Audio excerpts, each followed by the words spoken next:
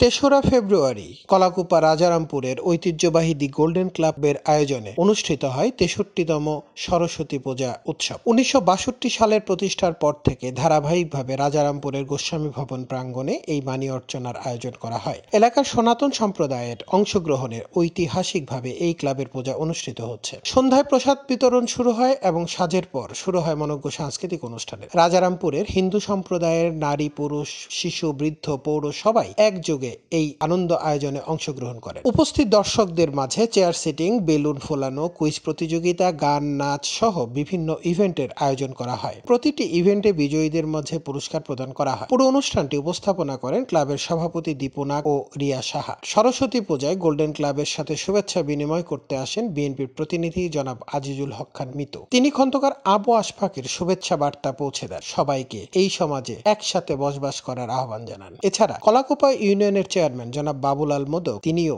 শুভেচ্ছা বিনিময় করেন পূজারীবৃন্দের সাথে। তিনি বলেন, আমি কলাকুপা ইউনিয়নের চেয়ারম্যান না, আপনারা চেয়ারম্যান, আমি হচ্ছে আপনাদের সেবক। ২৫-এর এই সরস্বতী পূজায় পৌরোহিত্য করেন রাজারামপুরের বর্ষিয়ান পুরোহিত বাবু সমরেন্দ্রনাথ গোস্বামী। এই সময় পুলক, প্রতীক, পলাশ সহ এলাকার তরুণেরা অংশগ্রহণ করেন। বাসনা গোস্বামী পূজার আয়োজনে সার্বিক সহায়তা করেন। অত্যন্ত আনন্দঘন পরিবেশে গ্রামের মানুষের সরব অংশগ্রহণে শেষ হয় বাণী অর্চনা ২০২৫।